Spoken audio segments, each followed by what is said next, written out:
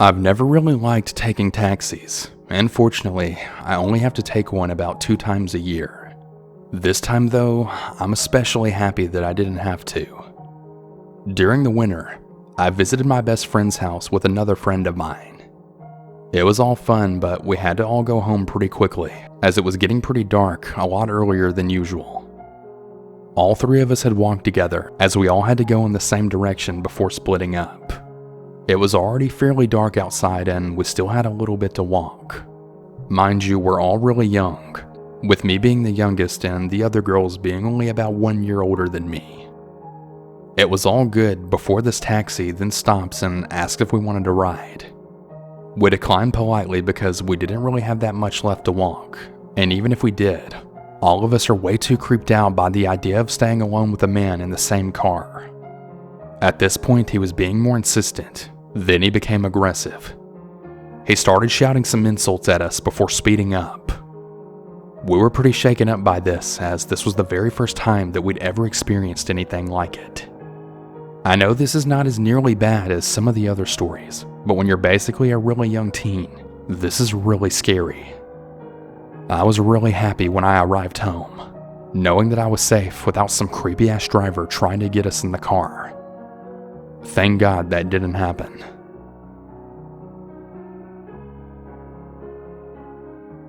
I'm a 23-year-old female, and this happened a couple of years ago.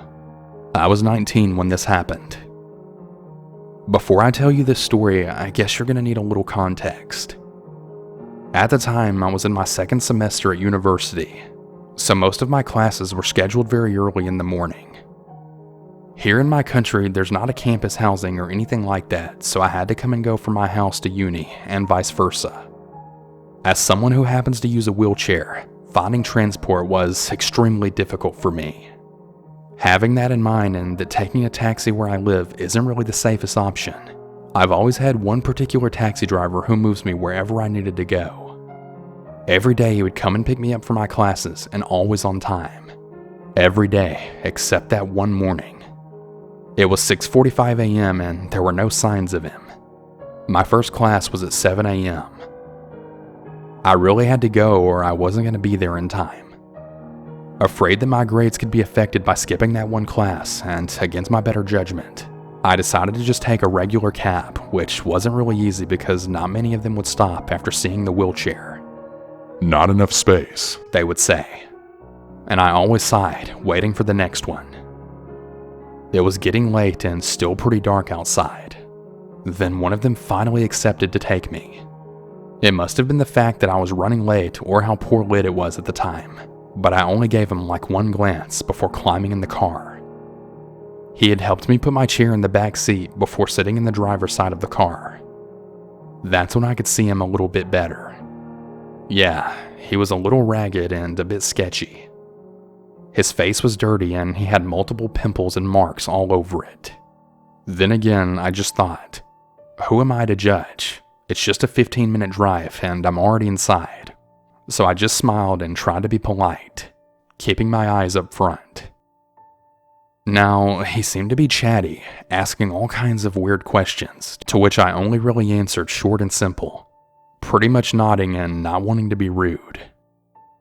After a while, I just stopped answering because it was just getting really weird. Instead, he started telling me about his life, how he had separated from his wife because he found her with some other man, and how he apparently wanted to kill them both. More specifically, all the different ways on how he would kill them. I was understandably really freaked out by the way he was telling me all those creepy things. His voice was so full of rage and his face turned so red. But the look on his face, well, I'll never forget it. Those were the eyes of a madman. At this point, my hand was glued to the door handle. He just kept getting angrier and angrier, and I wanted more than anything just to throw myself out of that car. But I mean, obviously I couldn't. I was in a wheelchair. I've done some horrible things, miss, he then said in a really quiet, lower voice, and I just tried to keep calm. Just a few more minutes, I said to myself. I don't really remember much more of what he told me before we got into the parking lot of my uni, but there is one thing that I do remember. The devil is inside me. Needless to say, it was a pretty freaking scary ride. When he helped me out of the car, he also told me, Now you be good, or I could kill you. I didn't say anything back to him, just paid him and rolled away. After about 5 minutes, I could see him from the central hallway, still just sitting in the parking lot. He wouldn't leave. I had to do at least 3 laps of the main building until he was finally gone. I really didn't want him to know where my classroom was, and even after he left, I decided to call a friend to escort me to my class just in case. I was 30 minutes late for class, but I've never been that scared, and hopefully I won't ever be again.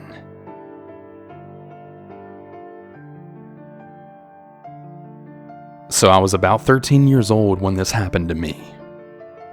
It was coming up for my mom's birthday and I had no idea what to get her, so I decided to call my aunt for some help. We agreed to meet in town on Saturday afternoon, which happened to be after my piano lesson, so we wouldn't have to rush. I went to my piano lesson just as usual, dropped my books back at the house, and then went to the bus stop to get to the bus into town. As I was waiting, this taxi pulled up and the driver rolled down the window, and then he called out, Are you going to town? Let me give you a lift.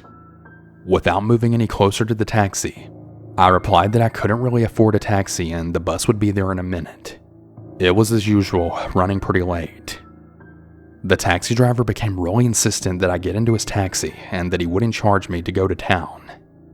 I stood my ground, absolutely refusing to get inside of it. His tone became more aggressive as he then demanded that I get into his taxi over the next minute or so. Someone else had arrived at the bus stop just in time and the taxi driver sped off, then swearing at me for not getting into his taxi. When I arrived in town, I told my aunt everything that happened, and she asked if I had his license plate number so that she could report it. I then explained that I didn't want to move closer to the taxi to get the number, and that at first I thought he was just looking for a fare. My aunt is pretty damn sure that if I had gotten into that taxi, I wouldn't have been dropped off in town but probably taken somewhere else. And she told me that the next time this happened to tell them to screw off or scream, and if they ever try to approach me to just run away. If anything like this ever happens again, I'm definitely gonna take her advice.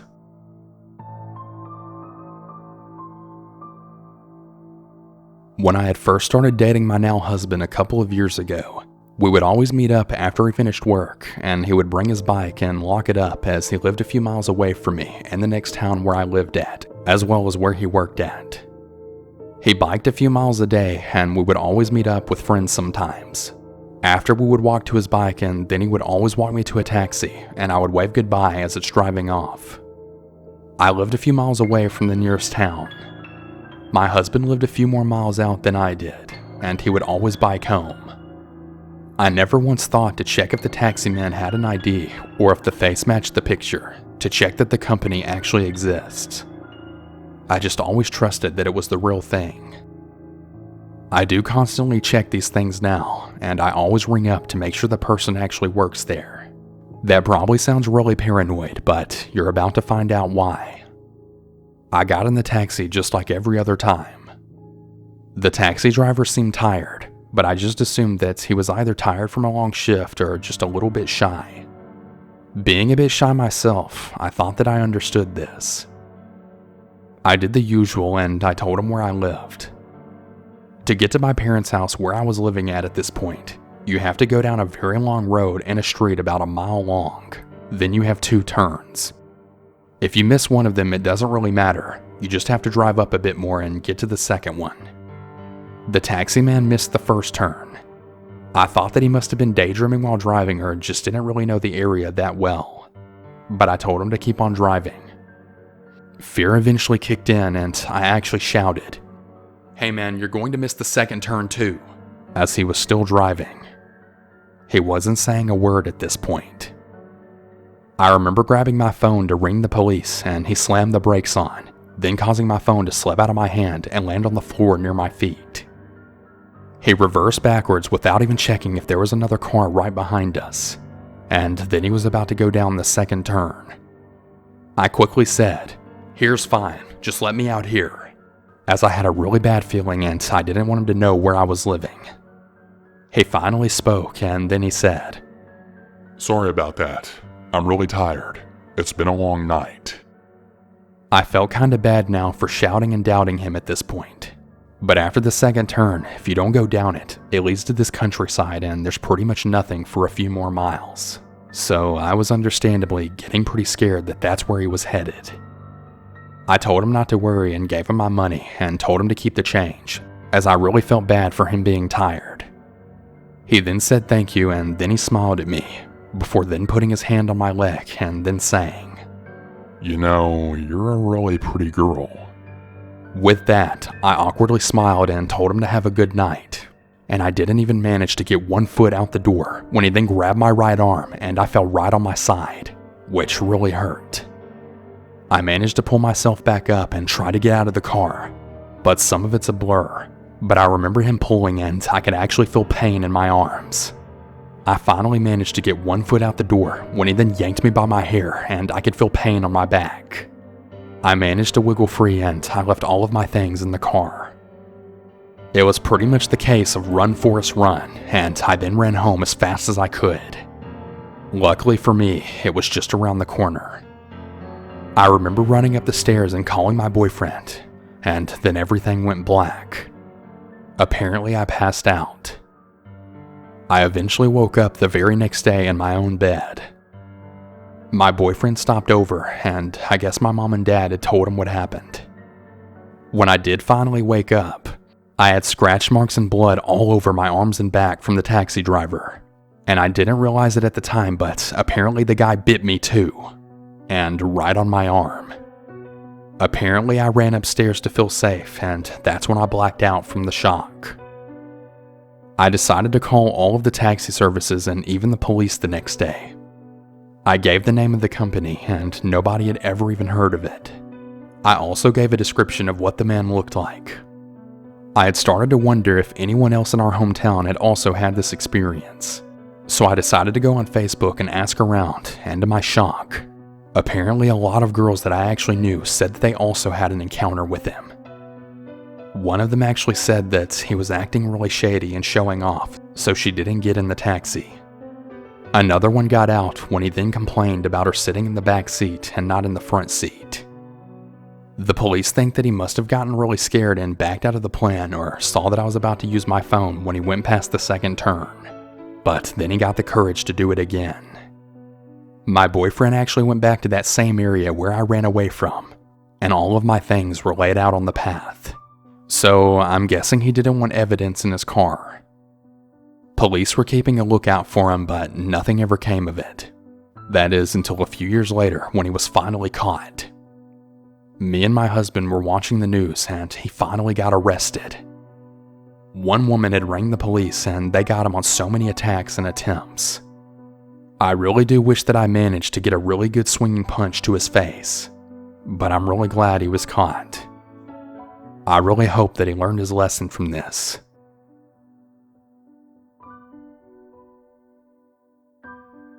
When I was about 9 or 10 years old, my sister and I moved out of our school district right on the edge.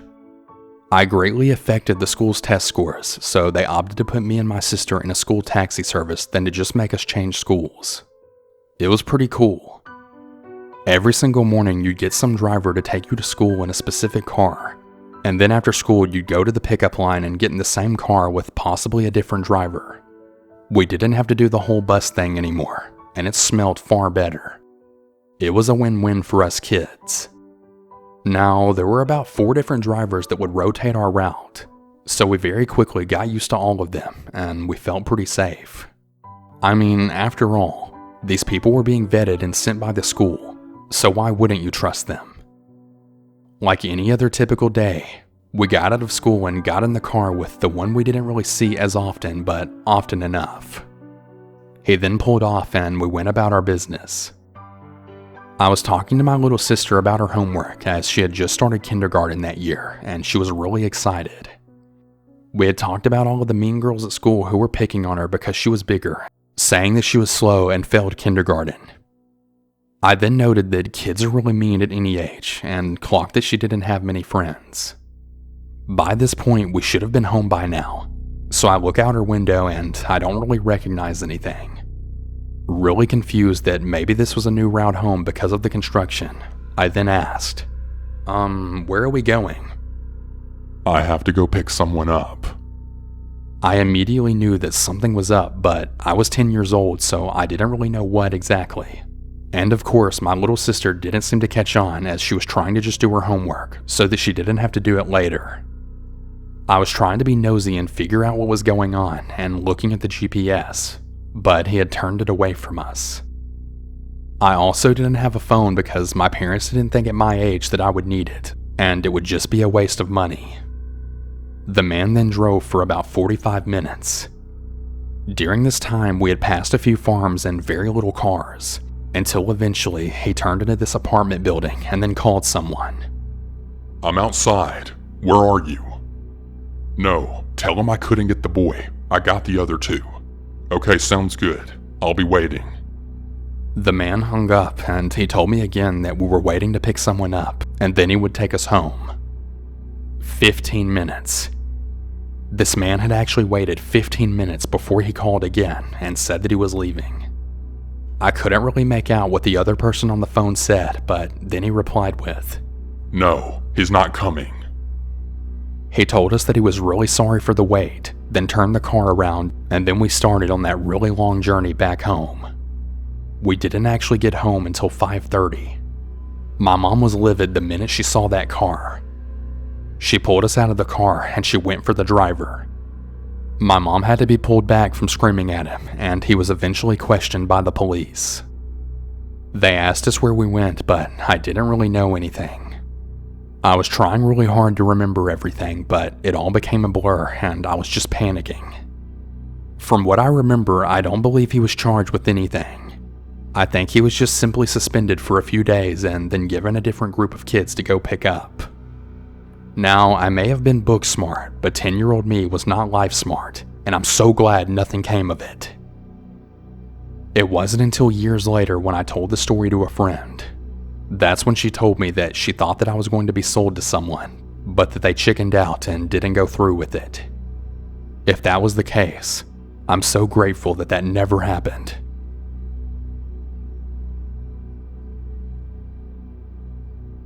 This happened when I was 10 years old.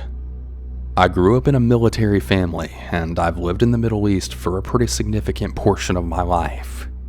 Because of this, we frequently traveled to different countries because of the low cost and proximity. On this particular vacation, we flew into Cairo, Egypt. It was for a long weekend, and we only lived about 2 to 3 hours away. It was pretty late at night, and we were staying at the Marriott Hotel, which also had a taxi and shuttle service that was supposed to pick us up.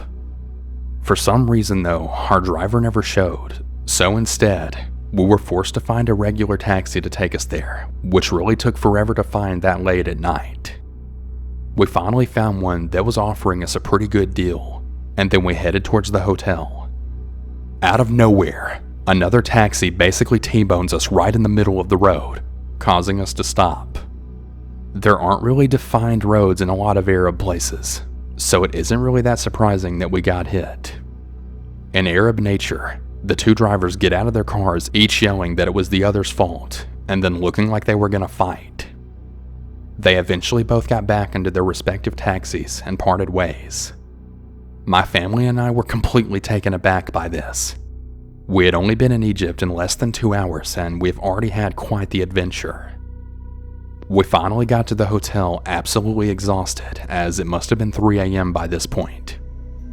Our driver had actually helped us get all of our bags and help us get settled, and he told us that he felt so bad about the car incident that he offered to pick us up the very next morning and take us to the Great Pyramids, and for a really super cheap rate. My parents agreed, and they decided on a time for him to come pick us up, though I can't really remember when. Flash forward to the next morning. Everyone is ready for the day, really excited to see just how crazy it was going to be. Our driver was waiting outside for us, leaning against the car like someone in an old movie, right when he said he'd be there. Now, I'm a blonde-haired, blue-eyed girl, and I had that deep tan at the time, and being in Egypt, that was a really rare sight.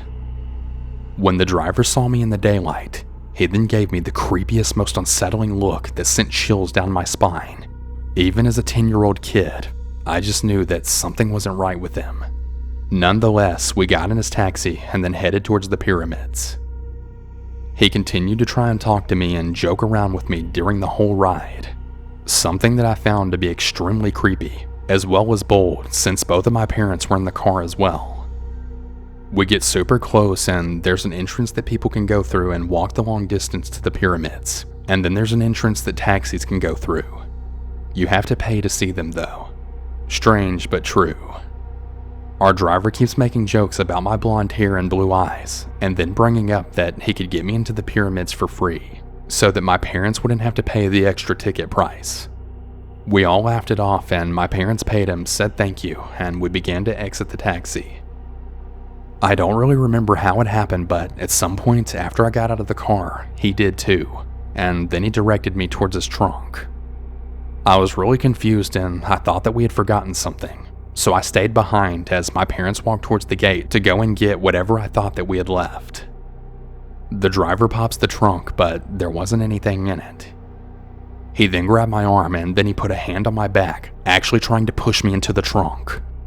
Then he said, "I'm getting you in for free," over and over again as I resisted. Understandably, I was really freaked out. I then screamed to the top of my lungs for my mom and dad, absolutely terrified at this point.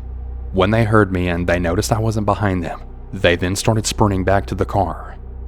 When the driver heard me scream, he immediately let go of me, closed the trunk, and then drove away just as my parents started to run for me. I was crying my eyes out, absolutely terrified out of my mind, knowing that that taxi driver tried to put me in his trunk and then drove away the very second that I screamed for help. It's really just scary to think about what could have happened had he been stronger or more prepared, or even faster. That man is the very reason that I'm still terrified of taxis, Ubers, and Lyfts to this day. I honestly don't believe that I'll ever be able to take one ever again.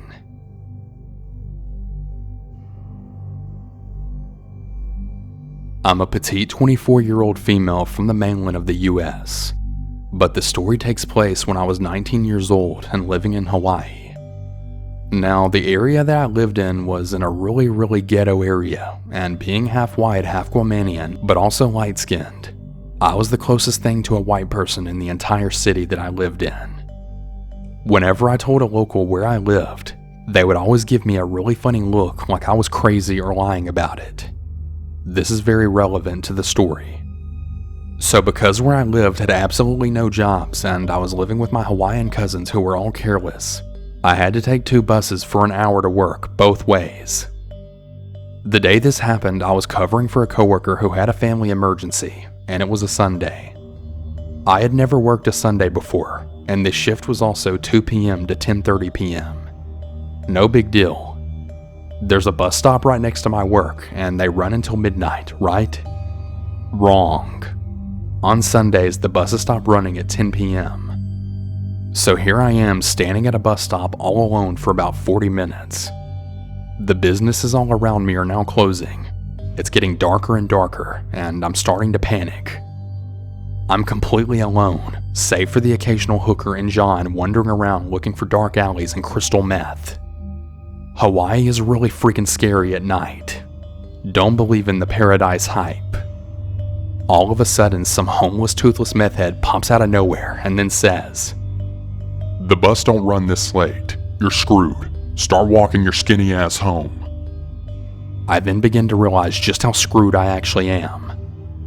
My neighborhood is really dangerous, so even if I did manage to walk home safely, there's absolutely no way that I'm gonna walk through Cam Park all alone at night. It's just not happening. I open my purse and I check my wallet and find out that one of my cousins has indeed borrowed my last $50, but was nice enough to leave me just enough for the bus that isn't coming, meaning I can't even call a cab. Oh, and my phone is dead because there was some big shot GM at my work today, so I wasn't allowed to charge it at my cashier station, and I didn't trust it to be alone in the break room. So as I'm eternally having a freaking breakdown, a taxi then pulls out in front of me, windows down. "Sorry dude, I'd really love a ride, but I don't have the cash," I tell the driver. He then looks at me, looks around, and then sighs. Well, where you need to go. I can't leave you here now that I know that. I'll end up seeing you on the 5 o'clock news. I tell him my neighborhood, and then he does a double take. Then he shrugs and motions for me to get in the back. I'm so happy that I ignore the foreboding feeling that I was having in the back of my mind. I've only been living here for 2 months, and my luck has been really crappy so far. And pretty much I'm just like, yes, my luck is finally changing. Well, think again. I hop in the back seat, give him my cross streets kinda near my house, and I tell him I'll get his number and pay him back later. Thank God that I couldn't remember my address. Everything is normal for the first 20 minutes of the ride. Then he starts asking me some really weird questions. How old are you? Are you a virgin? Are you married? Do you carry a gun in that big purse? Tell me. I then lie and I tell him yes on the gun, starting to feel really creeped out. He stops talking after that for quite a bit. That is, until he notices he's almost out of gas. I look and he really is almost out. So we pull up to a gas station, but instead of parking next to a pump, he parks behind the building near a dumpster, and then he says, I'm gonna pay for gas and have a snack. Then I'll take you back. I then start to say something about needing to go home, and he cuts me off. You're riding for free. Let me eat my damn snack. I'm like, oh okay, and consider bolting back when he comes back. But I have no idea where we are or how to get home. So instead, the moment he leaves, I reach into the front and then unlock all of the doors just in case. It was an older model car, so I knew that they'd stay unlocked unless he manually locked them again. He then comes back empty-handed and no snack. Well crap, am I the snack? What the hell's going on? He gets in the front seat, opens the middle console, then pulls out a meth pipe, a baggie of meth, a weed pipe, some weed, and a lighter. Let me have my snack, then we can go. He packs the meth pipe, takes a few hits, and then blows it at me. Then he starts trying to pass it to me. I'm good, but thanks. He looks pissed, but he puts it down and then grabs the weed pipe, and then he repeats the process. I'm literally like 2 seconds away from bolting from the car when he throws the car in reverse and leaves without even pumping any gas, now holding the meth pipe and taking occasional hits while he's doing it. What the hell? I'm totally freaking out, and this dude is driving like 70 miles per hour in a 30 lane, high as a damn kite. But the scenery starts to look familiar to me. I then realize that we're about 5 minutes away from my house. I look over. Doors are still unlocked, and I've got to think fast on what I'm gonna do. His hand is slowly reaching for my knee, and he's looking right at me, not at the road, and he's actually moaning like my thigh is giving him the world's best orgasm or something. We're going to have fun tonight, baby. I'll teach you how to take a dick. I tell him I'm really not interested, and he just laughs. Your phone's dead. Who you gonna call? Ghostbusters? His hand is still on my leg, and then he takes a left, away from the street I live on. I then begin to realize just how screwed I actually am, but I'm oddly calm. This is when I decide that I'm gonna try changing tactics. Look, the problem is if I don't check in with my folks, they're gonna come looking for me. Now I'm down to party, but I gotta check in first. Come on, look at me. I'm a little white girl. If I don't come home, they're gonna go check my work, and I'm pretty sure my coworker saw me leaving with you. I really just don't want you to get in trouble. You know how us white people can be. I'm counting on the fact that he doesn't know my family isn't white. I'm counting on the fact that he's high enough to not know that I'm totally lying. And I'm counting on the fact that he didn't see that just about all of my coworkers were gone. He gives me a weird look, then hands me the meth pipe. Okay, girl, let's party. I hold the pipe up to my lips, wait for him to look towards the road, and then emulate what I saw him doing, turning it side to side while lighting it. I produce a tiny bit of smoke, don't inhale, and immediately blow it out, hoping to God that I never get freaking high, and that I never have to explain why there's meth in my system if I do get high. You're burning it! He gets really pissed and grabs the not hot end of the pipe from me. You're wasting my dinner. I'll show you how to do it right. He takes a hard right, and I realize that he's headed for the cross streets, the ones that I told him about earlier. My vision is a little screwed. and my adrenaline starts to feel like almost euphoric. Damn it, am I high? Shit. The street that I live on is wrapped around a hill, easily a mile wide, and the cross streets that I have told him are about a quarter mile away from my house. As we get close to the cross streets, he then slows down and asking me what house it is. I lie to him, and then I say, I can't really tell. Can you slow down? It's so dark and I just moved there, and all of the houses really look the same, and I'm also high. Please slow down. He then obliges and he starts to slow down about 5 miles an hour, and I make a break for it, swinging open the door and then jumping out of the still moving car. I feel like I'm freaking flying as I then hit the dirt on the sidewalk. I eventually get to my feet and then I do a full-on sprint. I probably looked like a freaking lunatic, arms flailing, but I didn't care, nor did I ever bother looking back. The oldest cousin I lived with was 39 years old, male, and he was built like a Samoan. If I could just get to my house, everything would be okay. That was all I could think. Plus, because he'd turned, we had actually already passed my house, so he would have to drive to the next driveway and then turn around, because it was a really narrow road. Plus, he was at the bottom of the hill, so he wouldn't really be able to see which house I was in. I didn't see headlights, so I figured that was a good sign. Finally, I ran into my front yard, unlocked the front door, relocked it, and then slid down to the floor. An absolute shaking and crying mess. I went to the front window and peeked out. No one on the street. No taxi, nothing. I was safe, I thought. I ended up not telling anyone what happened because I would always get the same lecture anytime something bad happened to me. You were probably acting like some stupid little college white girl. If you were smarter, yada yada yada. But everything seemed okay. I started working day shifts only. I avoided being alone or ever at that bus stop. Life went on. About a week later, I noticed a black car with tinted windows parked a few houses down from my house. I figured it was just a neighbor's friend, and I brushed it off, only it was there the next day too, and the next. I had finally decided to ask one of my cousin's sons if he had seen it too. He said that it showed up around 6 o'clock every day, which is the same exact time when I would get home from work. I started totally freaking out.